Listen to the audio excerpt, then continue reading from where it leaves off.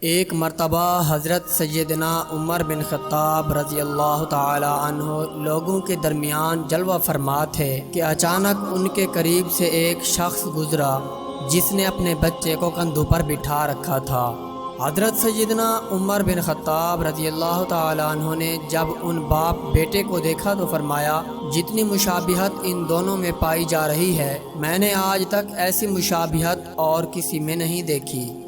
یہ سن کر اس شخص نے عرض کی، اے امیر المؤمنین رضی اللہ تعالی عنہ، میرے اس بچے کا واقعہ بہت عجیب و غریب ہے۔ اس کی ماں کے فوت ہونے کے بعد اس کی ولادت ہوئی ہے۔ یہ سن کر آپ رضی اللہ تعالی عنہ نے فرمایا، پورا واقعہ بیان کرو۔ وہ شخص عرض کرنے لگا، اے امیر المؤمنین رضی اللہ تعالی عنہ، میں جہاد کے لیے جانے لگا تو اس کی والدہ حاملہ تھی۔ میں نے جاتے وقت دعا کی، اے اللہ، میری زوجہ کے پیٹ میں جو حمل ہے میں اسے تیرے حوالے کرتا ہوں، تو ہی اس کی حفاظت فرمانا۔ یہ دعا کر کے میں جہاد کے لیے روانہ ہو گیا۔ جب میں واپس آیا تو مجھے بتایا گیا کہ میری زوجہ کا انتقال ہو گیا ہے۔ مجھے بہت افسوس ہوا۔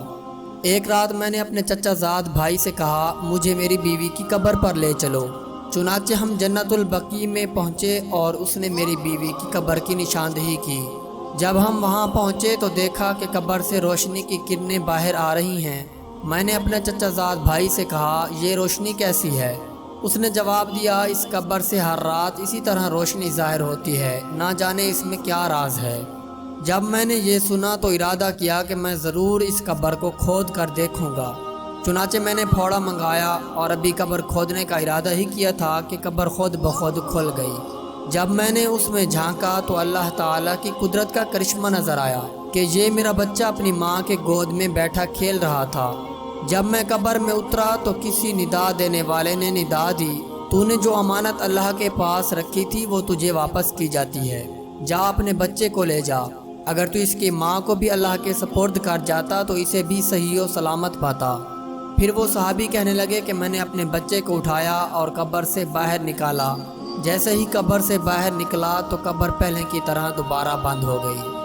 تو میرے پیارے بھائیوں، دیکھا آپ نے، صحابی رسول صلی اللہ علیہ وسلم نے اپنا بیٹا اللہ کے سپرد کیا تو اللہ تعالی نے اسے قبر میں بھی زندہ رکھا۔